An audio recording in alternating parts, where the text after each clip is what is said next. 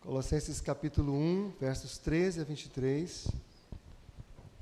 Conforme foi dito, nós estamos trabalhando a exposição da carta de Paulo aos Colossenses. Domingo passado eu ia pregar de manhã, pastor André à noite, mas eu adoeci e não consegui vir. E Deus é providente, pastor André tinha um sermão antigo nesse texto e um sermão novo, né? Pregou um de manhã e um à noite, né? Eu sei que Deus abençoou muito, né, a palavra. E aí hoje a gente acabou trocando um pouco a nossa escala, né? Então hoje à noite o pastor André vai pregar no outro texto, na sequência, não é o mesmo texto, tá bom? Houve uma pequena mudança, mas cremos que Deus vai nos alimentar por meio da sua poderosa palavra. Colossenses capítulo 1, versos 13 a 23.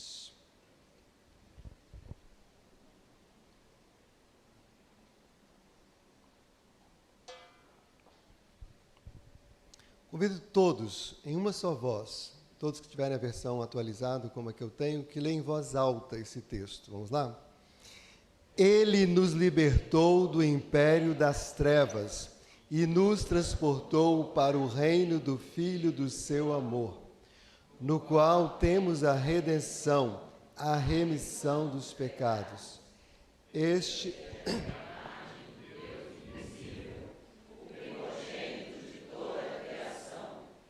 Pois nele foram criadas todas as coisas, nos céus e sobre a terra, as visíveis e as invisíveis, sejam tronos, sejam soberanias, quer principados, quer potestades. Tudo foi criado por meio dele e para ele. Ele é antes de todas as coisas, nele tudo subsiste. Ele é a cabeça do corpo, da igreja.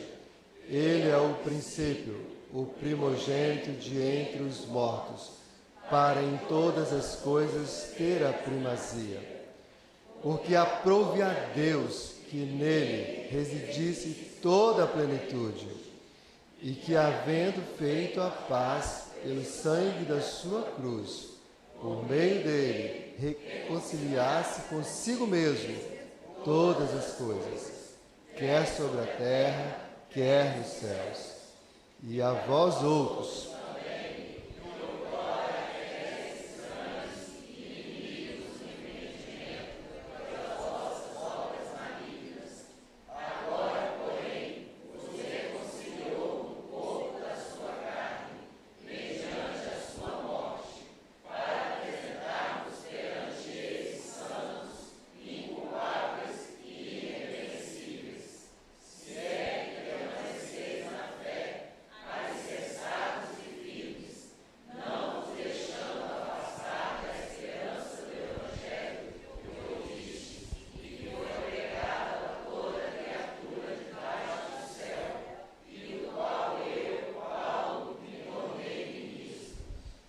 glória a Deus. Posso terminar esse texto ou parafrasear esse texto dizendo: pelo qual eu, Ronildo, sou ministro, pelo qual Andrea é ministra, pelo qual Herculano é ministro. Todo cristão é um ministro de Cristo pregando o Evangelho. E eu estou muito grato a Deus pela providência de Andrea estar sendo oficialmente enviada nesse dia onde pregamos Colossenses 1, versos 13 a 23, porque esse texto, ele é a essência do Evangelho. Ele traz o conteúdo principal do Evangelho. Se você ler na sua Bíblia Revista Atualizada, você vai ver esse título aí: a excelência da pessoa de Cristo e a excelência da obra de Cristo. Esse sobrescrito não é inspirado, foi colocado por estudiosos ao longo da história da Bíblia. Mas se tem um sobrescrito que eu concordo plenamente, não tiro, e inclusive vou usá-lo aqui na pregação, é exatamente esse, irmãos. Porque André está saindo aqui para um outro lugar longínquo para pregar exatamente o que está escrito aqui. Todo verdadeiro cristão não pode ter dúvida sobre o que está escrito aqui. Senão, nós temos algumas dificuldades. Todo verdadeiro cristão crê piamente no que está escrito aqui. Se não crê, não é um verdadeiro cristão. Pode ser um amigo do Evangelho, pode ser um simpatizante, mas não é.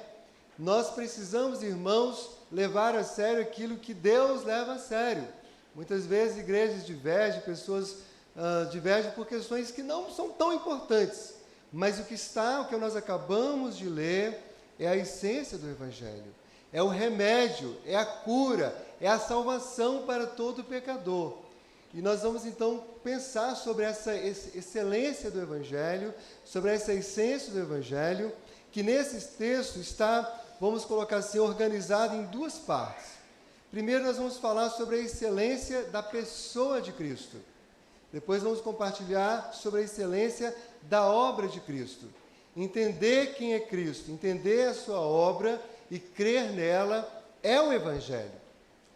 E indo direto então ao texto, falando da excelência da pessoa de Cristo, que é o nosso primeiro ponto, esse texto lá no verso 15 vai dizer que esse Cristo é a imagem do Deus invisível, o retrato do Deus invisível, a manifestação do Deus invisível. Aquela sabedoria, né, que é exaltada lá em Provérbios, que o Deus esperava, que considerava eterna. Essa sabedoria é o próprio Cristo que agora se faz gente. O Logos, que os gregos, já há 600 anos, os filósofos gregos falavam do Logos, da palavra como aquilo que está na eternidade, que cria, também Cristo o é. E esse, então, Deus invisível se faz homem. Esse texto, irmãos, fala claramente de um mistério profundo que é a dupla natureza de Cristo, a natureza divina e humana. Jesus Cristo, de forma visível, revelou o Deus invisível. E nós não precisamos fazer como alguns hereges têm feito ao longo da história, e ainda alguns até mesmo dentro do círculo cristão, escolhendo entre a humanidade de Cristo ou entre a divindade de Cristo. Não, o verdadeiro cristão não precisa escolher, porque Deus, Jesus 100% Deus, Jesus 100% homem, e esse é um texto, dentre outros, que reconhece exatamente essa grande verdade.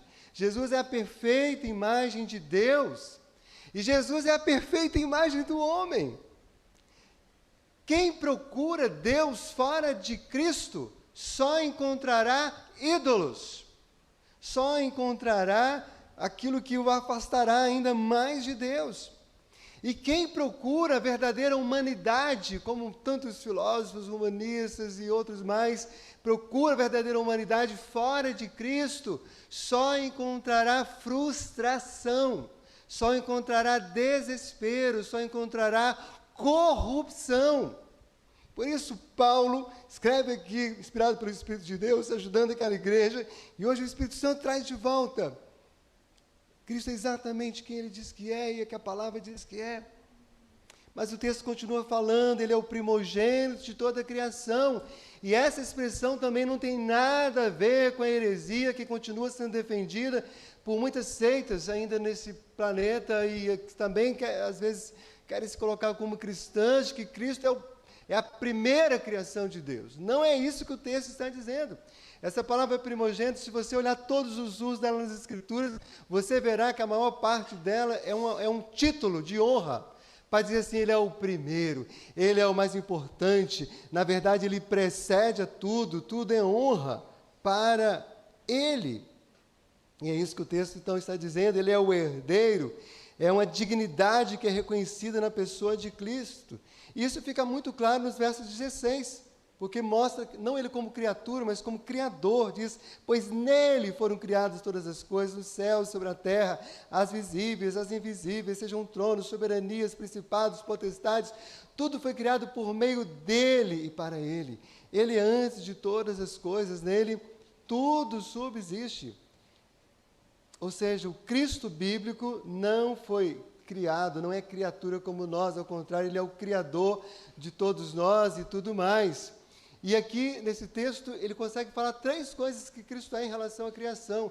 Ele é o agente, ele é o sustentador e ele é a finalidade de todas as coisas criadas.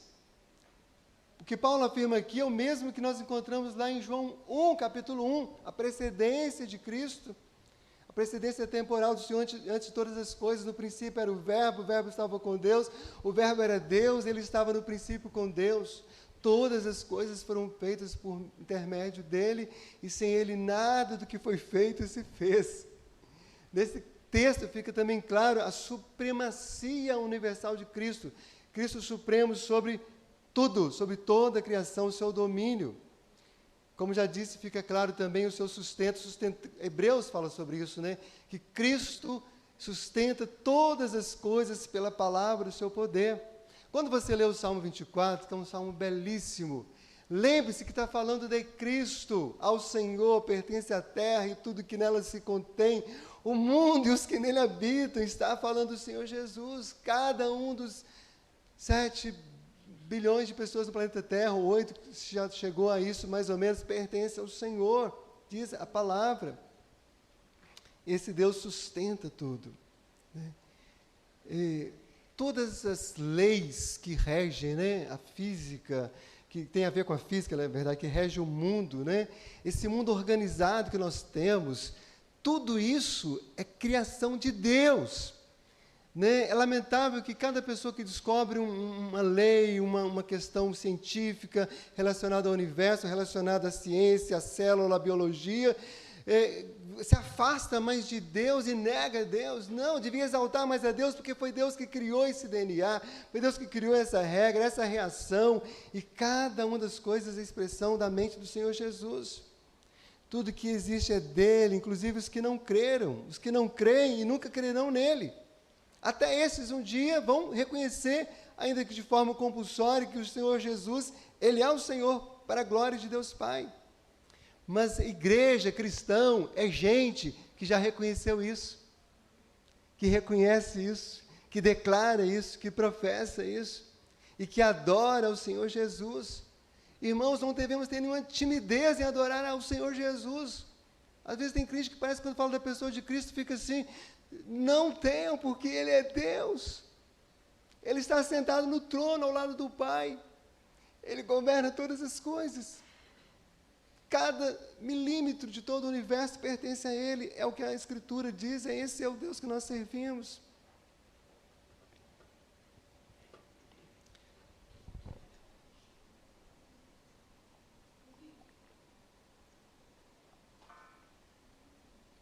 Mas esse texto continua falando, agora trazendo a lembrança aos Colossenses de que Cristo é especialmente, vamos dizer assim, Senhor sobre a igreja.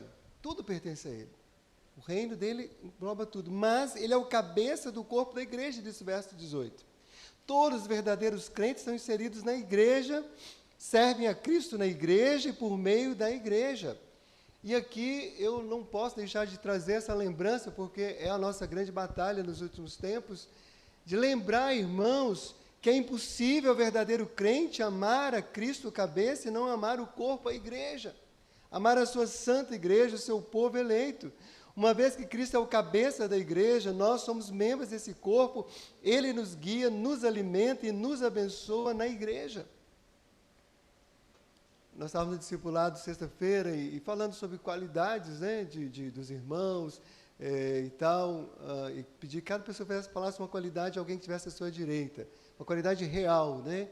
E Olívio, muito generosamente, falou, eu estava do lado direito dele, falou, pastor, tem algumas qualidades, citou uma. E eu vou citar, né, e eu fiquei muito honrado com as palavras de Olívio, mas, na verdade, irmãos, é uma qualidade.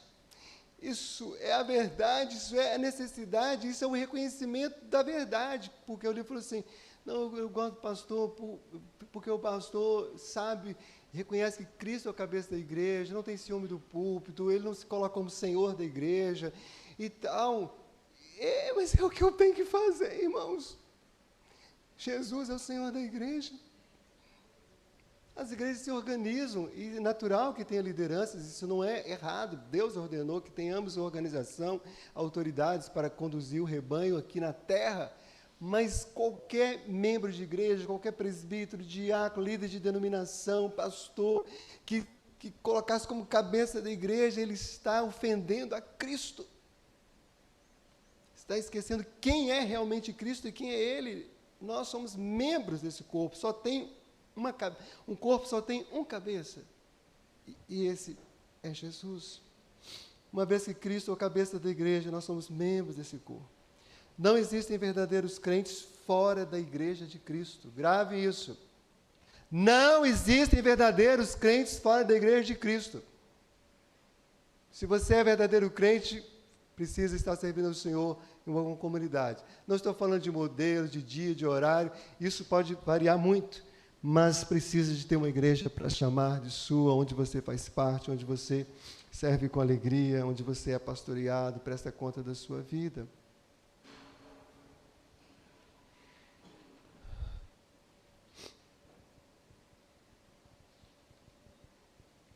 Mas um dos pontos mais confortantes dessa doutrina da supremacia de Cristo, sobre tudo, inclusive sobre a igreja, é que ninguém pode fazer nada contra a igreja que ele não permita. Irmãos, eu sei que nós temos fraquezas, temos medos, é natural ainda da nossa carne, mas a gente não deve viver em função de medo de qualquer coisa, muito menos de perseguição de igreja. André está indo para um país muito fechado, onde existem igrejas públicas, mas as igrejas, quanto mais sérias, elas vão se escondendo mais, porque quando elas pregam o verdadeiro evangelho, elas são perseguidas. Então, elas se reúnem muito ainda em lugares não tão públicos. Mas a boa notícia, André, é que ninguém poderá fazer nada contra a igreja naquele país, nem contra você, que Deus não permita. Deus está tomando conta da sua igreja. Por mais que cristãos já tenham sofrido, estejam sofrendo ou venham sofrer, Ele está fazendo tudo contribuir para o bem da sua igreja, do seu corpo, da sua noiva, da sua amada, do seu povo. Mas o texto diz mais, diz que Ele é o princípio, o primogênito de entre os mortos. E essa é uma maneira de apóstolo Paulo falar da ressurreição de Cristo, como alguém que venceu a morte em primeiro lugar, mas também como o único que pode conceder uma nova vida espiritual aqui na terra e a ressurreição para a vida eterna de todos os que creem nele. Irmãos, com a morte e ressurreição do Senhor Jesus, cria-se uma nova humanidade. Eu sei que esse é um ideal de muita gente, de muitos sistemas filosóficos, de muitas ideologias políticas, mas só existe a possibilidade de uma nova humanidade em Cristo, porque Ele faz um morto renascer uma nova pessoa.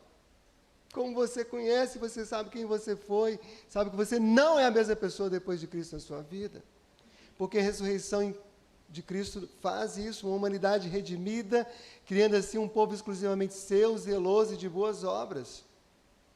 Sim, irmãos, a igreja é um povo zeloso de boas obras. Igreja não pode se corromper com as más obras deste mundo. Cristão não pode se corromper com as más obras deste mundo. Precisa lembrar que nós somos um povo que Deus separou para ser a cara de Jesus, o caráter de Jesus aqui neste mundo. Enquanto muitos ainda não estão na velha humanidade, segundo o primeiro homem, Adão, os que estão em Cristo experimentam a nova e aperfeiçoada humanidade. Assim como o mundo é a criação de Cristo, a igreja é a nova criação de Cristo, aleluia!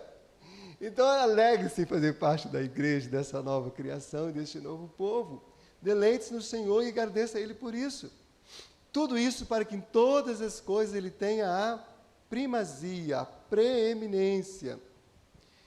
Irmãos, Cristo sempre foi glorioso por toda a eternidade. Mas quando Ele vence a morte, quando Ele vai lá no próprio inferno, quando Ele esfrega a vitória da morte na cara de Satanás, diz a Bíblia que o seu nome, que já era glorioso, se torna reconhecido e exaltado e sobreexaltado com mais e mais preeminência sobre todos, porque todos os grandes homens e mulheres morreram e não ressuscitaram definitivamente, mas o Cristo ressuscitou. Ele tem a primazia. Cristo não é um herói morto ou um fundador do passado, mas Cristo é a presença viva hoje aqui nesse lugar.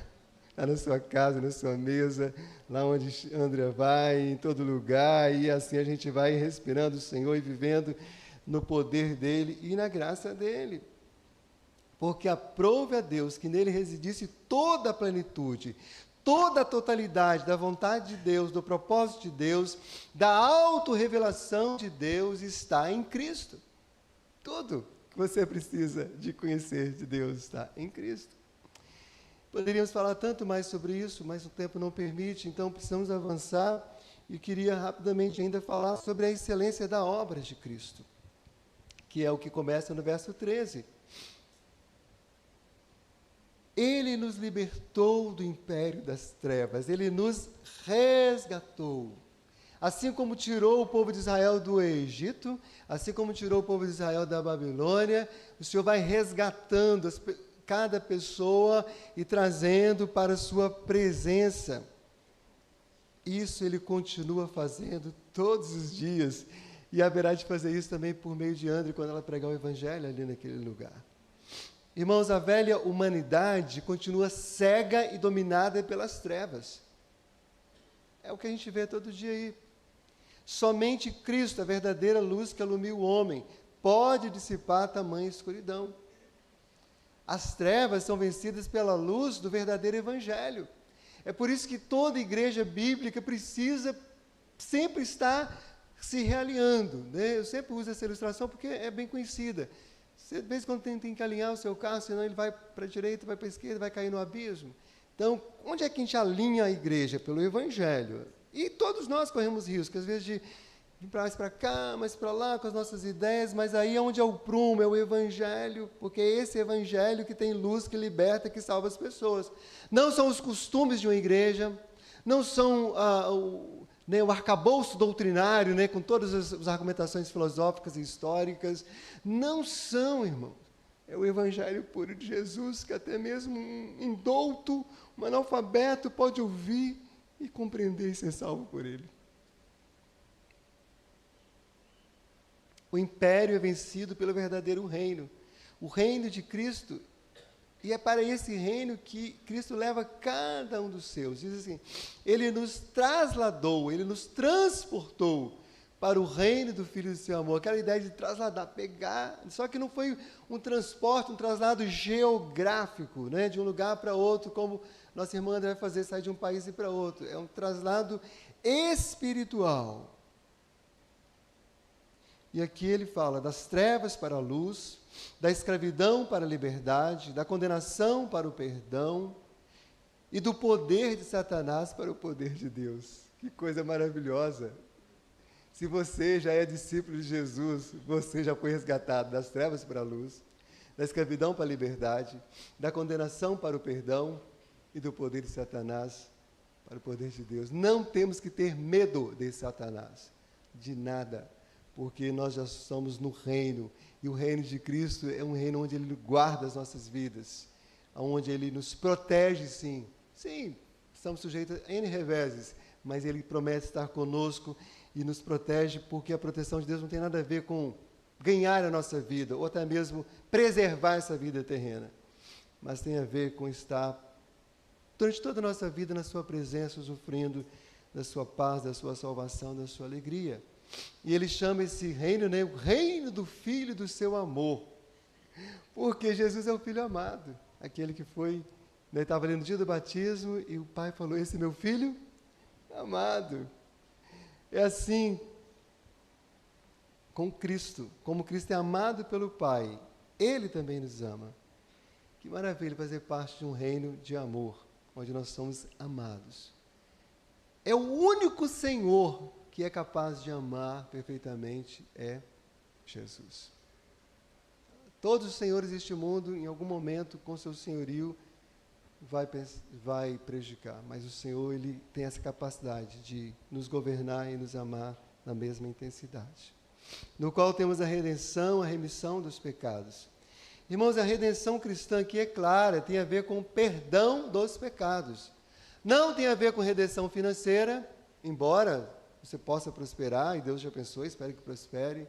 Não tem a ver com redenção social, não tem a ver com deixar de morar num bairro de periferia da cidade, de morar em Jardim Camburi. Isso não é redenção prometida por Jesus. Não tem a ver com nada que esse mundo promete de redenção. mas tem a ver com viver uma vida livre, sem culpa, sem peso, sem a escravidão do pecado que obriga as pessoas cada vez mais a se destruírem e a destruírem umas às outras. Irmãos, eu sei que todo mundo sabe disso e vê isso, mas nós que servimos ao Senhor no ministério, às vezes é doloroso você ouvir pessoas no gabinete que elas dizem: eu não quero ser assim, eu não queria bater na minha esposa, eu não queria usar droga, eu não queria adulterar, mas eu não consigo deixar de fazer. E eu digo para elas: você realmente não consegue, mas se Cristo habitar em você, você não precisa adulterar, você não precisa bater na sua esposa, você não precisa viver escravo do pecado, porque foi para isso que Cristo veio, para destruir essas obras. Esta é a obra do Evangelho, irmãos. Não tem a ver com encher a igreja presbiteriana do Brasil ou qualquer denominação, mas tem a ver com transportar as pessoas do reino das trevas para o reino de Deus. A evangelização não é proselitismo religioso, tirar alguém de uma religião e trazer para outra. Se isso apenas acontecer, essa pessoa continuará escrava do pecado, caminhando para o inferno do mesmo jeito.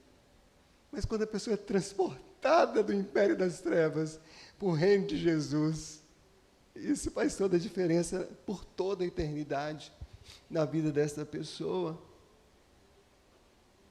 É claro que o Evangelho leva à luz e libertação em todas as áreas da vida de uma pessoa, mas a essência da redenção é a libertação da escravidão do pecado e a quebra da barreira pecaminosa que separa o homem de Deus.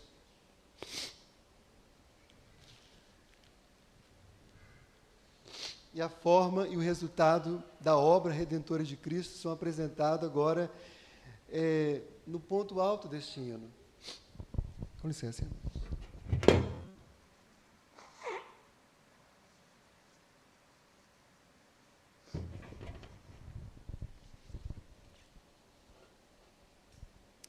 Não sei quantos irmãos sabem, mas esse texto que a gente leu de Colossenses 1, 13 a 15, ele é um hino de louvor.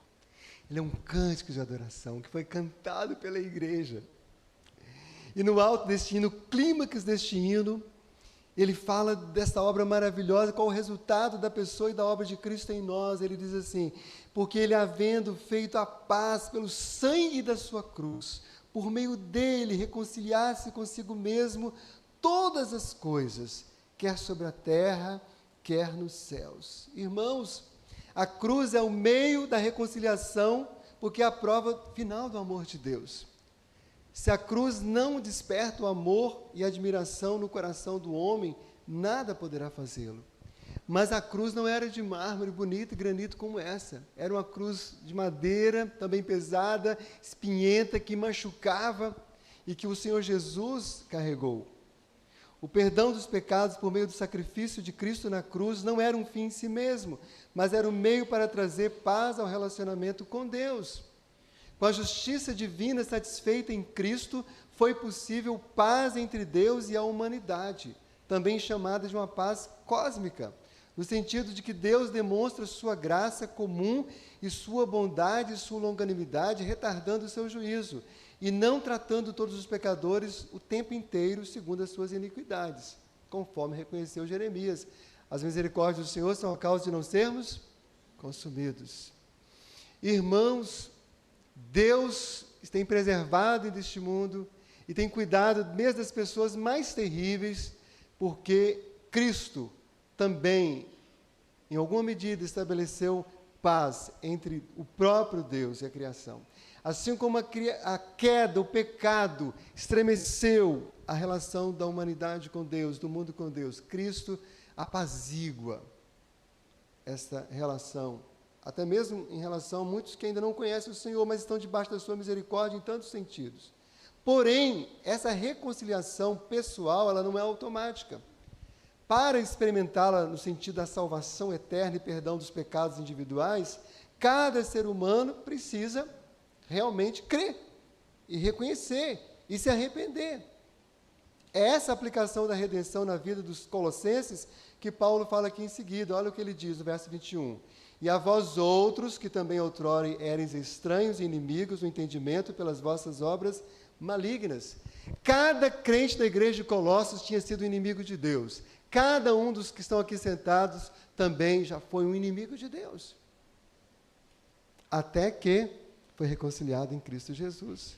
E todos que ainda não se renderam a Cristo verdadeiramente, continuam vivendo como inimigos de Deus, mesmo que não persigam a igreja, mesmo que falem que gosta da igreja, mesmo que falem que lê a Bíblia, que se declara um cristão, mas se não é ainda rendido, convertido, ainda vive como inimigo de Deus.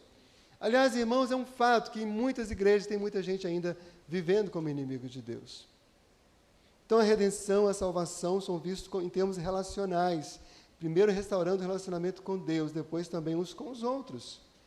Agora, porém, você conciliou no corpo da sua morte, da sua carne, mediante a sua morte. Essa é a boa notícia do Evangelho.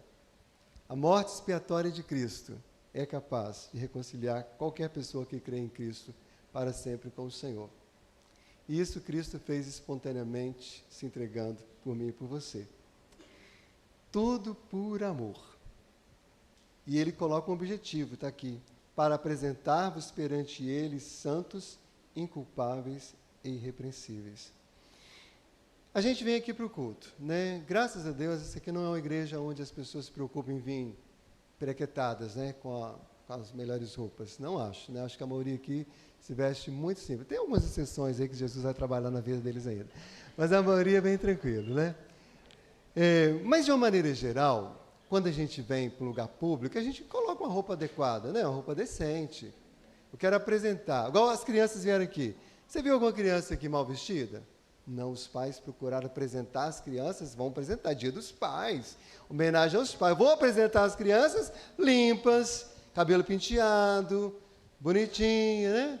Isso é o mínimo Mas diz a palavra que Cristo nos resgata, nos salva, porque Ele quer nos apresentar perante Ele mesmo, perante Deus Pai, perante o Espírito Santo e também perante todo o universo, pessoas santas, irrepreensíveis, inculpáveis. Gente, aqui na igreja tem um monte de advogado. Vamos falar sério, você vai defender alguém, você sabe que ele errou. Claro que você vai usar a lei dentro daquilo que é correto para defendê-lo. Mas você fala assim, gente, eu sei que ele não é inculpável. Né? A gente sabe que ele não é. Mas diz a palavra que por causa da obra de Cristo, Ele torna uma pessoa como eu, logo eu, tão miserável, inculpável. Esta é a obra da redenção. No dia que eu aparecer no trono da graça. Sim, diz a palavra que tudo que eu fiz eu vou prestar conta a Deus. E quando aparecer lá todas as coisas que eu fiz, os pensamentos horríveis, os sentimentos odiosos, minha vontade de matar, minha vontade de prostituir, qualquer coisa horrível que eu tenha pensado ou tenha feito, vai aparecer a palavra que eu vou prestar conta. Só que quando vier a palavra final de culpado ou inocente, diz a palavra que Jesus vai ser ele inocente. Eu o tornei inocente, eu paguei a culpa dele. Ele é justificado. Vem. Isso é a salvação, irmãos, isso é o Evangelho. Sem Cristo, todos nós estaríamos eternamente culpados e perdidos, mas em Cristo nós somos apresentados diante do Pai. Não permita que Satanás, o mundo, nem ninguém tire essa verdade do seu coração. Continue crescendo, sim, no processo de santificação, que nós todos estamos nele, mas a partir dessa verdade maravilhosa do Evangelho. A obra de Cristo é a garantia dessa grande bênção. Mas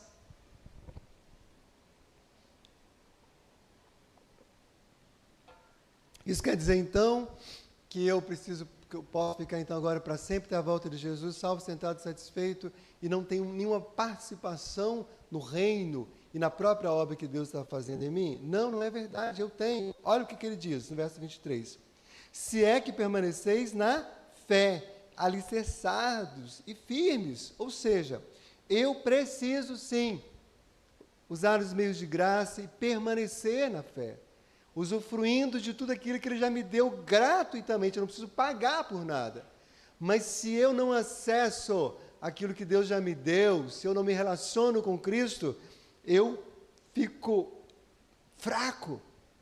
E a Bíblia diz aqui que eu preciso permanecer firme na fé. não vos deixando afastar da esperança do evangelho que ouvistes. Não se afaste da esperança do evangelho. Agarra o evangelho, firme-se no evangelho. Ame as escrituras, ame a oração, ame o Senhor. Busque, congregue, celebre. Jejue, use tudo aquilo que Deus tem te dado, porque isso faz parte do convite de Deus para nós. Desse evangelho maravilhoso que foi pregado a toda criatura debaixo do céu, do qual eu, Paulo, me tornei ministro. E é esse evangelho que Andra vai pregar para onde ela vai. Esse evangelho que eu vou pregar lá no meu condomínio, onde eu moro. Esse evangelho pelo qual eu e você nos tornamos ministro. Aqui a pregação, o apelo e a aplicação universal do evangelho que são usados como evidência da autenticidade e mensagem que Paulo pregava e ainda pregamos. Podem todos os contrários a Cristo e ao cristianismo propagandear, alardear, propagar mentiras, mas nenhuma mensagem é tão poderosa e chegará a tantas pessoas quanto a mensagem do evangelho. Ela é universal, ela está em todo lugar. Caminhando para a conclusão desta palavra, meus irmãos, quero lembrar que ainda hoje, alguns cristãos e algumas igrejas se afastam da excelência de Cristo e negam a suficiência da sua obra redentora, e alguns fazem isso impondo, às vezes, regras morais e rituais que a Bíblia não exige para que as pessoas sejam aceitas por Deus. Esse era um dos problemas de alguns dos crentes da igreja de Colossos. Outros cristãos e outras igrejas também corrompem a doutrina da pessoa de Cristo, da sua salvação, vivendo uma vida deliberada no pecado, sem compromisso com a sua santificação e a glória de Cristo. Já criei mesmo, eu posso agora fazer o que quiser, que eu estou salvo, está pronto. Perdoe minha franqueza, mas se você pensa assim, você provavelmente nunca foi salvo. Porque uma das coisas que Deus faz na vida de alguém que Ele salva é despertar um desejo profundo para as coisas dEle, para a santificação. Sempre nos sentiremos aquém, porque de fato estamos, mas sempre crescendo em santificação na presença do Senhor. Irmãos, é o evangelho puro, simples e profundo que foi apresentado novamente à igreja de Colossos, que precisa ser pregado em todo o tempo, em toda a igreja de Cristo. E aqui é muito importante salientar esse fato. A igreja de Colossos tinha sido plantada por um homem chamado Epáfras. Mas ele não ficou ali a vida toda, ele saiu e depois ele teve notícias de que as pessoas estavam se desviando por um lado ou por outro. Mais ou menos 7 anos depois, ele se encontra com Paulo em Roma. Paulo estava preso e fala: Paulo, a igreja que eu plantei, o evangelho que eu preguei, está sendo destruído, está sendo desvirtuado. E Paulo ora com Epáfras ali na prisão, eles conversam, e Paulo escreve então essa carta, fala: Epáfras, vai e leva essa carta. Paulo nunca tinha ido a Colossos. Paulo estava preso em Roma, mas o evangelho não estava preso. O Espírito Santo inspira Paulo. Paulo escreve essa carta. Epáfras vai de navio, vai de cavalo, usa todos os meios de transporte na época, chega a Colossos e lê a carta. E diz: gente, esse é o evangelho. Esse é o Senhor Jesus, essa é a sua obra. Não se desviem do santo evangelho de Jesus. Irmãos, Colossos era uma cidade pequenininha, era uma igreja pequena, mas não interessa, irmãos, o tamanho da igreja, não interessa a região onde ela estiver, ali precisa haver pregação fiel do evangelho.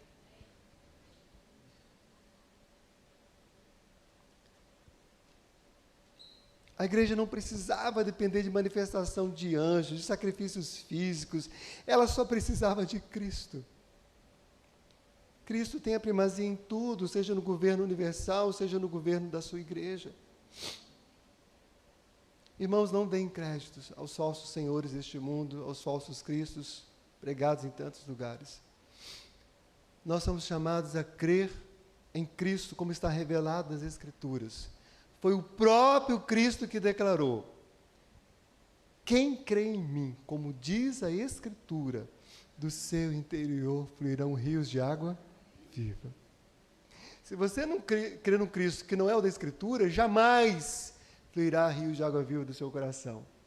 E talvez seja essa a razão de você ainda não ter esses rios de água viva fluindo. Porque você está crendo em outro Cristo, num falso Cristo, num falso evangelho. Mas quem conhece o Senhor, sabe o tamanho da sua graça, do seu amor, e ouve a sua voz na sua própria alma, e se relaciona com Ele, e se deleita nele, sabe que esses rios de vidas são reais e verdadeiros, transformando as nossas vidas. Que Deus nos abençoe. Amém, irmãos?